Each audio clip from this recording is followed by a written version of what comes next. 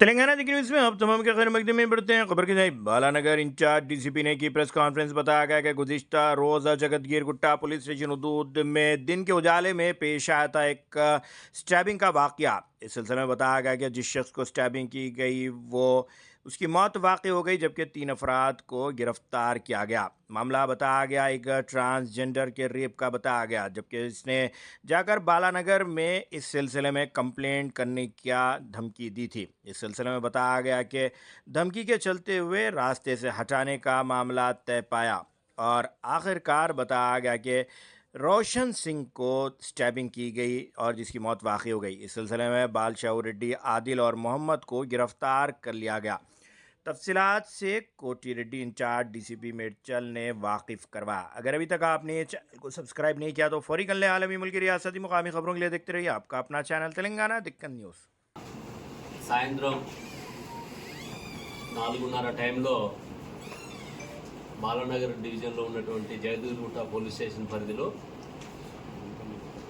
Jagadgirigutta bus stand దగ్గర broad day లైట్లో ముగ్గురు వ్యక్తులు కలిసి రోషన్ కుమార్ సింగ్ అనే వ్యక్తిని విచక్షణ రహితంగా కత్తులతో పొడిచి చంపడం జరిగింది. ఆ కేసులో ఇమీడియట్గా మర్డర్ కేసు కింద ఎఫ్ఐఆర్ రిజిస్టర్ చేసి SOT DCP Shobhan Kumar, assistant DCP Vishwaprasad, Balanagar ACP Naresh Reddy, Jagadgirigutta inspector Venkatesh, Balanagar SOT inspector Shiva, entire team అందరూ కూడా ఇమీడియట్గా టీమ్స్ ఫామ్ అయ్యి, మనకి ఎందుకంటే సీసీ ఫుటేజ్లో సోషల్ మీడియాలో వైరల్ అయింది కాబట్టి ఆ పర్సన్స్ ఎవరు అనేది మనకు అప్పుడే తెలిసిపోయింది. వాళ్ళు ముగ్గురు వ్యక్తుల పేర్లు మనకి బాలశౌ రెడ్డి, ఇతను జయదిగుట్టలో ఉంటారు, ఇతన్ని బాదుషాని కూడా పిలుస్తారు. రెండో వ్యక్తి సయ్యద్ మహమ్మద్ జయదిగుట్ట, మూడో వ్యక్తి రేవా ఆదిత్య అలియాస్ ఆదిల్, ఇతను కూడా జయదిగుట్ట. వీళ్ళు ముగ్గురు కలిసి వీళ్ళకు ప్రీవియస్ ఎనిమిటీ ఉంది. చనిపోయినటువంటి రోషన్ కుమార్ సింగ్ కూడా ఇక్కడ రౌడీ షీటరు, ఇందులో ఉన్నటువంటి ప్రధాన ముద్దాయి బాలశౌ రెడ్డి కూడా రౌడీ షీటరు. వీళ్ళ మధ్య చిన్న చిన్న ఇష్యూస్ తోటి మన ఇల్లీగల్ అఫైర్స్ కావచ్చు, ఫైనాన్షియల్ డిస్ప్యూట్స్ కావచ్చు, ఫేక్ ఇన్ఫర్మేషన్స్ ఇస్తున్న దాని మీద కావచ్చు, దీని మీద వీళ్ళు ఒకరికొకరు గ్రెడ్జెస్ పెంచుకొని ఒకరికొకరు వార్నింగ్ ఇచ్చుకుంటూ ముందస్తుగా ప్లాన్ చేసుకొని బాలశౌ రెడ్డి ఇన్స్టాగ్రామ్ ద్వారా డిసీజ్డ్ రోషన్ని రమ్మని చెప్పి పిలవడం జరుగుతుంది. అక్కడ ఆటోలో వచ్చి వాళ్ళిద్దరు రోషన్ కుమార్ సింగ్ వాళ్ళ ఫ్రెండ్ మహేందర్ మనోహర్ ఇద్దరు ఆడికి ఆటోలో దిగ్గానే వీళ్ళు ప్లాన్ ప్రకారము మహమూద్ వచ్చేసి అతన్ని పట్టుకోవడము. ఈ ఆల్రెడీ ఇతను బాలశౌ రెడ్డి అమెజాన్లో ఒక నైఫ్ను కూడా ముందస్తుగా ప్రొక్యూర్ చేసుకోవటము. ఆ ప్లాన్ ప్రకారము ఎప్పుడైతే మహమూద్ వచ్చి పట్టుకుంటాడో బాలశౌ రెడ్డి విచక్షణ రహితంగా 4-5 సార్లు పొట్ట మీద, బ్యాక్ సైడు ఇవన్నీ కూడా పడటం వల్ల అతను పరారవుతాడు. ఇమీడియట్గా మనం పోలీసు ఇన్ఫర్మేషన్ రాగానే అతన్ని హాస్పిటల్లో ఫస్ట్ ఎయిడ్ చేయించి గాంధీకి ట్రీట్మెంట్ కోసం పంపిన తర్వాత ట్రీట్మెంట్ తీసుకుంటూ చనిపోవడం జరిగింది.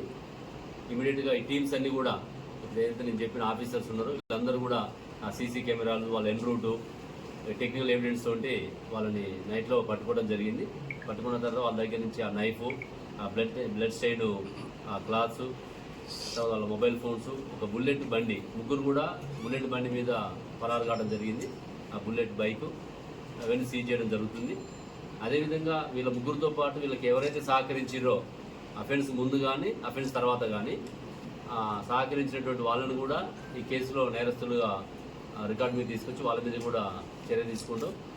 మరి ఇట్లాంటి సందర్భంలో చాలామంది అక్కడ డే లైట్లో జరుగుతున్నప్పుడు అందరూ ఫోన్లలో రికార్డ్ చేస్తారు తప్ప ఎవరు కూడా క్రైమ్ని ఆపడానికి కానీ పోలీస్కి ఇన్ఫర్మేషన్ ఇవ్వడం కానీ చేయలేదు. అది కరెక్ట్ కాదు. మీడియా ద్వారా ఏం అప్పీల్ చేస్తున్నామంటే ఇట్లాంటి క్రైమ్ జరుగుతున్నప్పుడు ఇమీడియట్గా మీరు డయల్ 100 కానీ నియరెస్ట్ పోలీస్ స్టేషన్ కానీ ఫోన్ చేసినట్లయితే ఆ క్రైమ్ని ఆపడానికి అక్కడ ఉన్నటువంటి 4 ఎదురుపోయి ఆపినా కూడా ఆ ప్రాణాలని మనం కాపాడే వాళ్ళం. కాబట్టి ఇట్లాంటి సందర్భాల్లో మనం సిచ్యువేషన్ని అర్థం చేసుకోవాలని చెప్పి కోరుతూ ఎవరైతే ఇట్లాంటి రౌడీ షీట్స్, లంపింగ్ గ్యాంగ్స్ ఉన్నాయో వాళ్ళందరి మీద కూడా పోలీస్ ఇంకా కూడా వాళ్ళ మీద గట్టి చర్యలు తీసుకోవడానికి వాళ్ళని బౌండ్ ఓవర్ చేయడానికి ఈ టీమ్స్లో ఎవరైతే ఉన్నారో వీళ్ళందరూ కూడా బౌండ్ ఓవర్ చేయడము వీళ్ళకి శిక్షలు పడే విధంగా చూస్తామని చెప్పేసి తెలియజేస్తుంది. పెద్ద పెద్ద లావాదేవీలు కాదు, వీళ్ళంతా ఆల్మోస్ట్ 21, 22, 23 ఇయర్స్ ఉన్నటువంటి వాళ్ళే.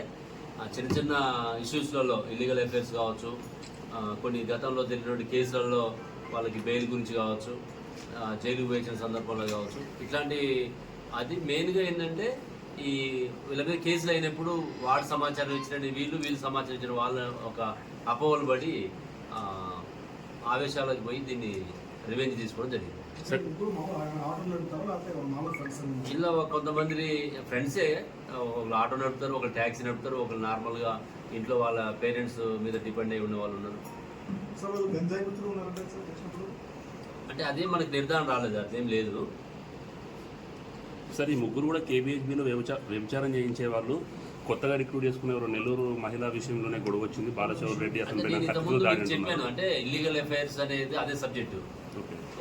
ఒక లేడీతో వీళ్ళకి పరిచయం ఉన్నప్పుడు వాళ్ళు అవతల వాళ్ళు కామెంట్ చేయడం, అవతల వాళ్ళు ఇంకో లేడీతో ఉన్నప్పుడు వీళ్ళు కామెంట్ చేసుకోవడం, ఇట్లాంటివి కూడా గతంలో ఘర్షణలు జరిగింది.